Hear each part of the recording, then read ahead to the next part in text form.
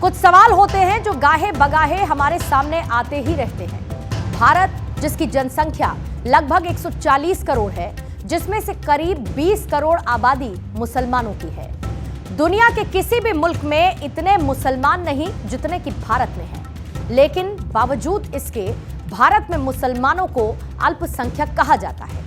आजादी के बाद से अब तक मुसलमान किसी भी सरकार को बनाने और गिराने में अहम रोल प्ले करते रहे हैं। मुसलमानों को लेकर कई राजनीतिक पार्टियों पर तुष्टीकरण का आरोप भी लगता रहा है, लेकिन 2014 के बाद से बनी मोदी सरकार को लेकर एक आम धारणा है कि मोदी सरकार को बड़ा बहुमत मिलने में मुसलमानों का ना के बराबर योगदान रहा और इसके पीछे कई आंकड़े भी प्रदर्शित किए जाते हैं।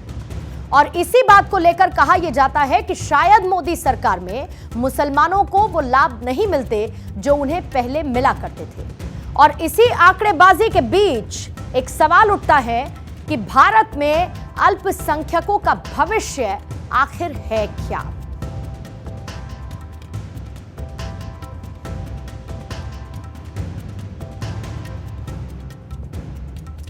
और इस सवाल का जवाब अब प्रधानमंत्री नरेंद्र मोदी ने खुद दिया है। एक विदेशी अखबार को दिए गए इंटरव्यू में पीएम मोदी ने कुछ ऐसा कहा जो कुछ लोगों को अच्छा लग सकता है तो कुछ लोगों को थोड़ा चुभ भी सकता है। पीएम मोदी से सवाल यह किया गया कि क्या मोदी सरकार अपने आलोचकों के खिलाफ नकेल कस रही है, और इसके जवाब में पीएम मोदी ने कहा कि धार्मिक अल्पसंख्यकों के प्रति भारत में कोई भेदभाव नहीं है। एक पूरा इकोसिस्टम है जो कि editorials, TV channels, social media, videos, tweets आदि के जरिए हर दिन हम पर ये आरोप लगा रहे हैं, लेकिन असलियत में अगर आप देखेंगे तो ऐसा कुछ भी नहीं है। इसके साथ ही पीएम मोदी से एक और सवाल पूछा गया। सवाल वही कि भारत में अल्पसंख्यकों का भविष्य क्या है, और इस सवाल का जवाब देते हुए पीएम मोदी ने कहा कि भारत में सभी माइनॉरिटीज खुशी से रह रहे हैं। दुनिया में कभी कहीं पर भी अल्पसंख्यकों को उत्पीड़न का सामना करना पड़ा हो, लेकिन भारत में उन्हें एक सुरक्षित आश्रय मिल गया है। यानी कि मुसलमानों के लिए भारत एक सुरक्षित जगह है। पीएम मोदी ने जवाब देते हुए आगे ये कहा कि मुसलमान खुश हैं और लगातार फल फूल रहे हैं। इससे यह पता चलता है कि भारत में धार्मिक अल्पसंख्यकों के प्रति कोई भेदभाव नहीं है। ये सवाल थे एक विदेशी अखबार के और जवाब दिए थे देश के प्रधानमंत्री नरेंद्र मोदी ने। वहीं पर देखा गया है कि बीते कुछ सालों से यह सवाल बहुत आम हो चुका है कि आखिर भारत में अल्पसंख्यकों का भविष्य क्या है, और यह सवाल आम करने के पीछे एक बहुत बड़ी लॉबी काम करती रही है और बहुत हद तक उन्हें जीत भी मिली है। लेकिन अगर हम अल्पसंख्यकों के भविष्य पर उठे इस सवाल को इतिहास के नजरिए से देखें तो डेटा अपने आप बहुत कुछ साफ कर देता है। अब आप इन ग्राफिक्स को जरा देखिए और इसमें भारत की मुस्लिम आबादी किस तरह से निरंतर बढ़ती चली गई है वो आपको नजर आएगा। साल 1200 में भारत राष्ट्र में मुस्लिम आबादी करीब 4 लाख बताई गई थी। वहीं 1947 में यह करीब 3.5 करोड़ थी, जो आज बढ़कर 20 करोड़ हो चुकी है। आप सिर्फ इस ग्राफ की रेखाओं को ध्यान से देखिए। अगर आप शेयर बाजार को समझते हैं तो वहां पर ऐसा ही एक ग्राफ जिससे यह पता चलता है कि कोई शेयर कितना बढ़ा है, कितना गिरा है, और शायद यह शेयर पॉपुलेशन का वो शेयर साबित होगा जो कभी गिरा ही नहीं और कभी गिरेगा भी नहीं। यह तो हुई जनसंख्या की बात कि भारत में मुस्लिम आबादी किस तरह से बढ़ती रही है, निरंतर बढ़ती रही है। मतलब यह कि मुसलमान फ्लरिश होते रहे। किसी देश में अगर अल्पसंख्यकों का उत्पीड़न होता है तो वहीं पर उस वर्ग की आबादी घटती नजर आती है, जैसा कि उदाहरण के तौर पर पाकिस्तान में हिंदुओं के साथ होता है ठीक ऐसा। फिलहाल भारत में मुसलमानों का इतिहास कैसा रहा और इसको सबसे आसान भाषा में समझने के लिए आप जरा इन तस्वीरों को गौर से देखिएगा। बीते 76 सालों में भारत के राष्ट्रपति कौन कौन रहे? Zakir Hussain, Fakhruddin Ali Ahmad, doctor APJ Abdul Kalam.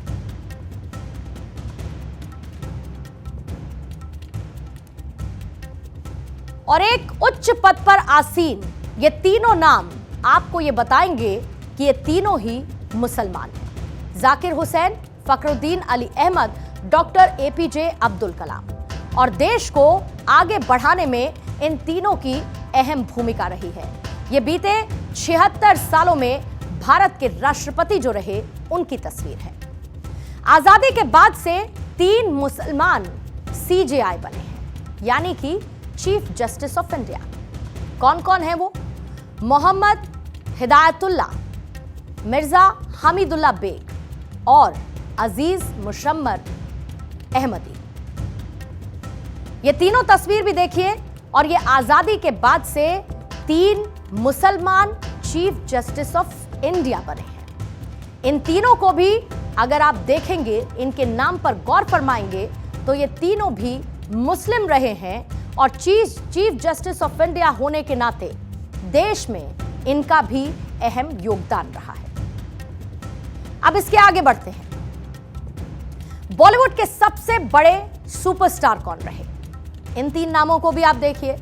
शाहरुख खान, सलमान खान और आमिर खान, द खान्स ऑफ बॉलीवुड, यानी कि तीनों मुस्लिम चेहरे, तीनों मुस्लिम नाम, जो कि एक लंबे वक्त तक बॉलीवुड इंडस्ट्री के सुपरस्टार रहे, आज भी हैं। और इसी के साथ बॉलीवुड इंडस्ट्री में इन तीनों खान्स का योगदान भी हमेशा की तरह याद है।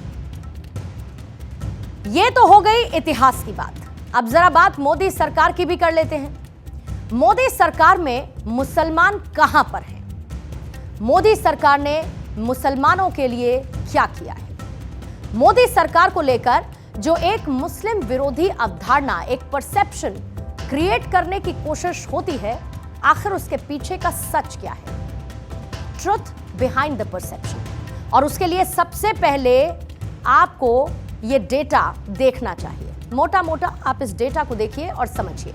जैसे कि उत्तर प्रदेश में प्रधानमंत्री आवास योजना में कुल घर बनाए गए 46 लाख, लेकिन सबसे इंपॉर्टेंट यह है कि इसमें से 18.5 लाख घर सिर्फ मुसलमानों को मिले।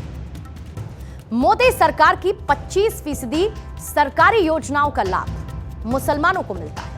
यानी कि मोदी सरकार में जिन योजनाओं को चलाया गया वो ये देखकर नहीं दी गई कि कौन हिंदू है या कौन मुसलमान है, बल्कि समान विकास की बात करने वाली मोदी सरकार में विकास योजनाओं का लाभ मुस्लिमों को भी मिला है। मोदी सरकार की हर एक योजना, मसलन उज्ज्वला योजना, जनधन खाता योजना, कौशल विकास योजना, इसके साथ ही शौचालय बनना, मतलब ये कि मोदी सरकार की हर एक योजना का लाभ जितना हिंदुओं को मिलता है उतना ही लाभ मुसलमानों को भी मिलता है। इसीलिए यह कहना निराधार हो जाता है कि मोदी सरकार सिर्फ एक वर्ग के लिए योजनाएं चलाती है, यानी कि वो परसेप्शन यहीं पर इन आंकड़ों के साथ खारिज हो जाता है।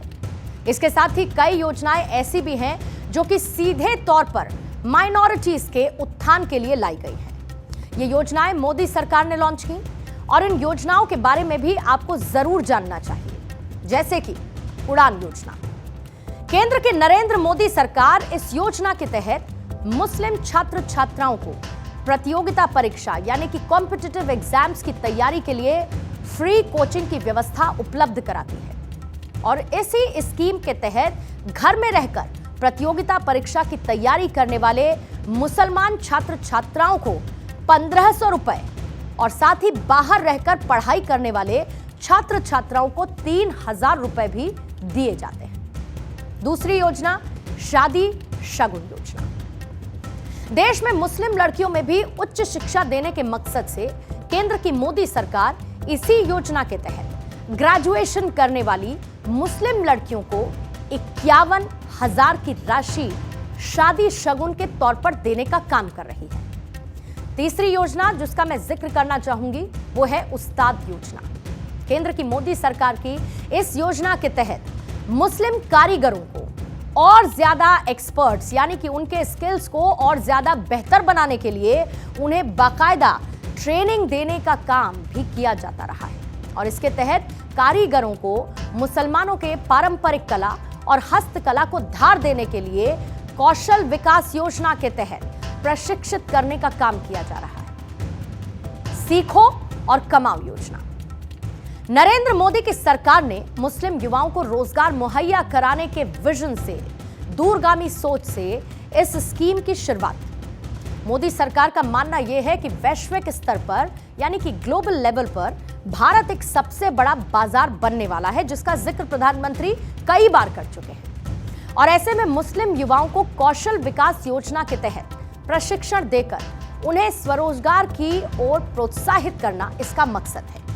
इसके साथ ही इस योजना में प्रशिक्षित 75% मुस्लिम युवाओं को रोजगार मुहैया कराने की अनिवार्यता यानी कि कंपल्शन भी रखा गया है। आगे बढ़ते जाइए क्योंकि योजनाएं बहुत सारी हैं। अगली योजना है ईदी योजना। केंद्र की मोदी सरकार की इस योजना के तहत 5 करोड़ मुस्लिम छात्र छात्राओं को प्रधानमंत्री छात्रवृत्ति यानी कि प्रधानमंत्री स्कॉलरशिप देने का फैसला लिया गया है। इस योजना में खास बात यह है कि योजना का लाभ उठाने वाले 50% मुस्लिम छात्राएं होंगी। दरअसल ये योजना मुसलमानों में शिक्षा के स्तर को ऊपर उठाने के लिए शुरू की गई एक दूरगामी सोच है।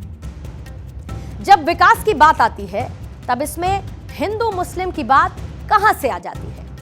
इतिहास में हमने ये देखा है कि राजनीतिक दलों का तुष्टीकरण कार्ड ही मुसलमानों के लिए उनकी सबसे बड़ी त्रासदी साबित हुआ, जिसे पीएम मोदी ने अपनी सरकार बनने के बाद एक नारे के साथ बदल दिया।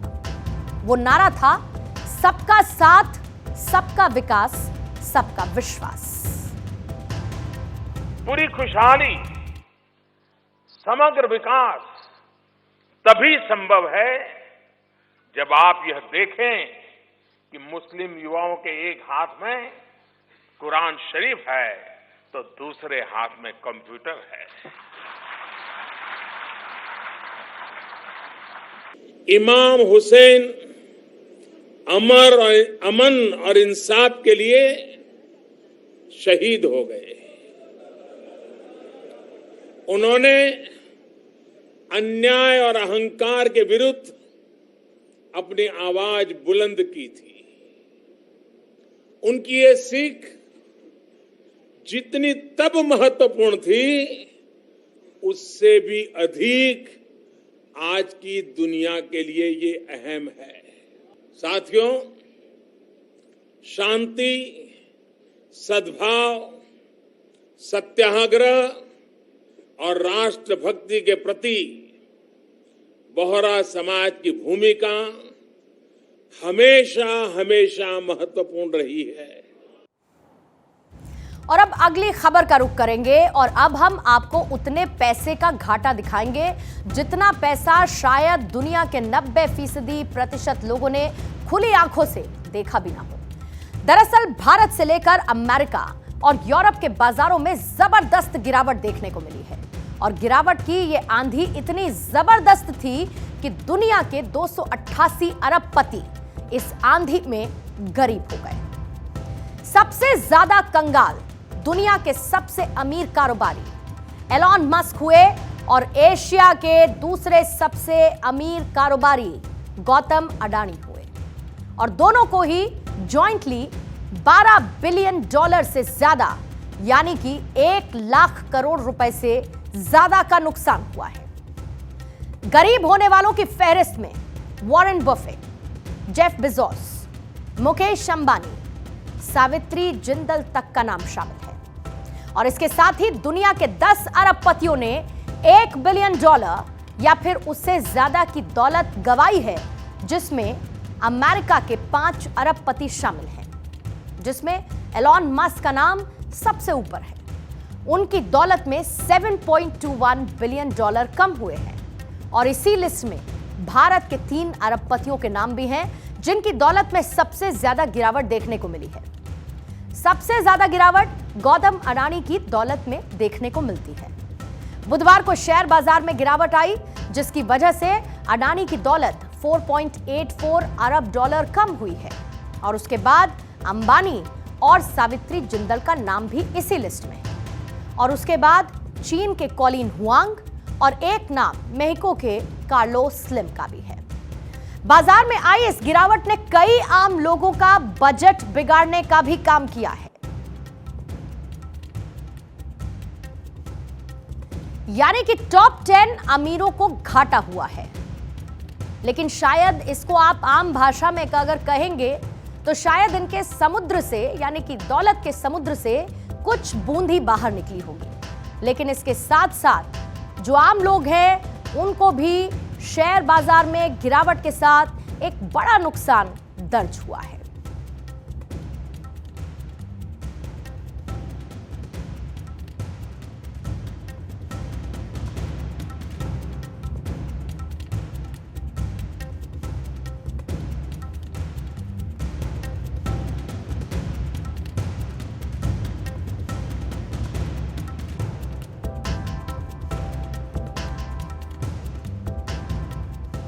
आगे बढ़ते हैं अगली खबर की तरफ। खांसी सर्दी होने पर डॉक्टर आमतौर पर कफ सिरप दवा लेने की सलाह दे देते हैं, या फिर यह कह लीजिए कि अगर डॉक्टर सलाह नहीं भी देते हैं तो आम खांसी और सर्दी में आप लोग कफ सिरप का इस्तेमाल कर लेते हैं। लेकिन अब आपको सावधान रहने की जरूरत है। दरअसल drugs controller general of India यानी कि डीसीजीआई ने 4 साल से छोटे बच्चों को कफ सिरप देने पर बैन लगा दिया है।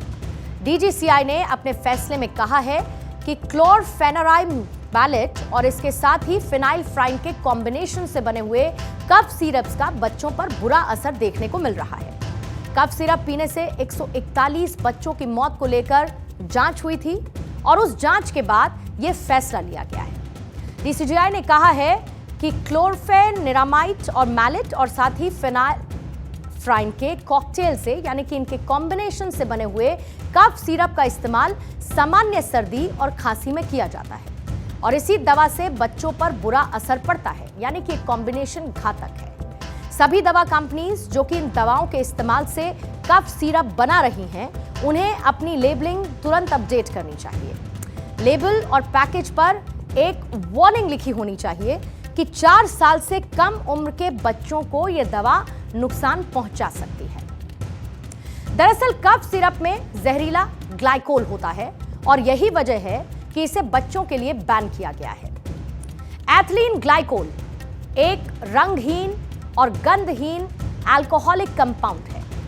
फार्मा कंपनीज मिलावट के तौर पर कफ सिरप में इसका इस्तेमाल करती हैं। हाइड्रोलिक ब्रेक फ्लूइड्स और स्टैम्प पैड स्याही, ball point pen, solvents, paint आदि में यह पाया जाता है।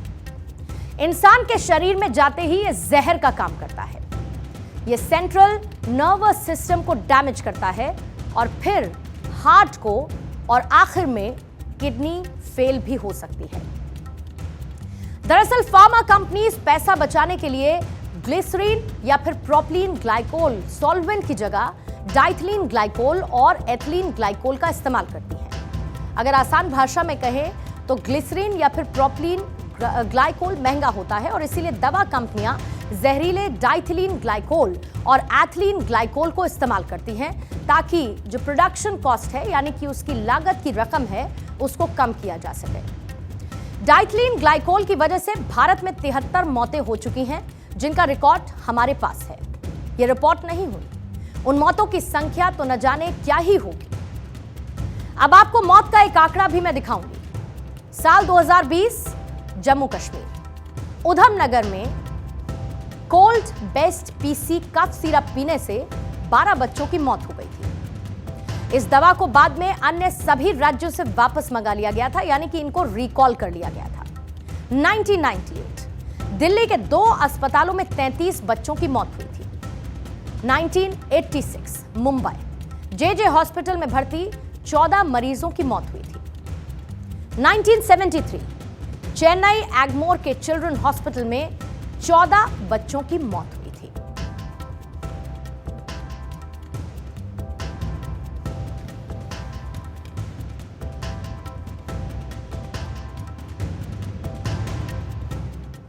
बीते 19 तारीख को दिल्ली में इंडिया गठबंधन की बैठक हुई थी और इसमें सबसे बड़ी बात यह सामने आई थी कि कांग्रेस अध्यक्ष मल्लिकार्जुन खड़गे को पीएम फेस बनाया जा सकता है। साथ ही यह बात भी सामने आई कि शायद नीतीश कुमार इस फैसले से खुश नहीं है। यह बात चल ही रही थी कि अब एक और बात सामने आई। खबर क्या है? खबर यह है कि इंडिया गठबंधन की बैठक में हिंदी में संबोधन को लेकर नीतीश कुमार और डीएम के नेता टीआर बालू के बीच ठन गए। दरअसल टीआर बालू ने आरजेडी सांसद मनोज झा से सीएम नीतीश के भाषण का अंग्रेजी अनुवाद करने का आग्रह किया था। जब मनोज झा ने नीतीश कुमार से इसकी परमिशन मांगी तो बिहार के मुख्यमंत्री बिफर गए और उन्होंने कह दिया कि हम अपने देश को हिंदुस्तान कहते हैं और हिंदी हमारी राष्ट्रभाषा है, हमें यह भाषा आनी चाहिए। साथ ही उन्होंने अपने भाषण का अनुवाद करने से भी मना कर दिया। वो यही नहीं रुके, नीतीश कुमार ने आगे ये कहा कि अंग्रेजों को बहुत पहले ही भारत से खदेड़ दिया गया था और भारतीयों को भी औपनिवेशिक खुमार से दूर रहना चाहिए, ये कहा गया। अब इस खबर का क्रक्स आप समझिए, लब्बो लबाब जिसको आप कहते हैं। दरअसल इंडिया गठबंधन को अभी एक बड़ी लड़ाई का सामना भी करना पड़ सकता है। वो लड़ाई है उत्तर दक्षिण की भाषाई लड़ाई। दरअसल डीएमके और उनके नेताओं की ओर से दक्षिण भारत के इलाकों में, दक्षिण भारत में हिंदी थोपने के खिलाफ बार बार अभियान चलाया जा रहा है और वो हिंदी को राष्ट्रीय भाषा मानने के खिलाफ ही रहते हैं, क्योंकि उनकी पॉलिटिक्स, उनकी सियासत का ये एक हिस्सा है। अब नीतीश कुमार ने जब ये कहा कि हिंदी आनी चाहिए, ऐसे में इसके कई सियासी रंग भी देखने को मिल सकते हैं। अब आपको इस भाषाई उत्तर दक्षिण सियासत का एक छोटा सा अध्याय याद दिला देती हूं। दरअसल संविधान बनाते समय यह तय हुआ था कि 15 वर्षों तक हिंदी, अंग्रेजी राजभाषा रहेगी। 15 वर्षों बाद अंग्रेजी को हटा दिया जाएगा और 26 जनवरी 1965 को यह अवधि खत्म होनी थी। लेकिन उस समय मद्रास में, यानी कि आज के चेन्नई में, हिंदी के खिलाफ एक आंदोलन छिड़ा और इस आंदोलन से कई नेता भी निकले। इसी आंदोलन में करीब 70 लोगों की मौत भी हुई थी और यही वो वजह है कि हिंदी का विरोध आज भी दक्षिण की सियासत में नजर आता है, या ये कह लीजिए कि दक्षिण की सियासत को भाता है। उसी आंदोलन की ये कुछ तस्वीरें इस वक्त आपके सामने हैं, जहां पर हिंदी विरोधी आंदोलन ने तमिलनाडु की राजनीति में द्रविड़ पार्टियों के प्रभुत्व को और उसके लिए एक बीज बोया था, यानी कि उनको एक बल दिया था। और इसी हिंदी विरोध ने कई नेताओं को सत्ता के शिखर तक पहुंचा दिया था। ये तस्वीरें 1965 की तस्वीरें हैं, जब हिंदी को एकमात्र आधिकारिक भाषा के रूप में लागू करने के केंद्र सरकार के प्रयासों को तत्कालीन मद्रास राज्य में प्रतिरोध का सामना करना पड़ा, जो जल्द ही एक हिंसक आंदोलन में तब्दील हुआ। जैसे जैसे हिंदी में बदलाव का दिन, यानी कि 26 जनवरी 1965 की तारीख आई, दंगे भड़क गए और वहीं 70 लोगों की मौत भी हो गई।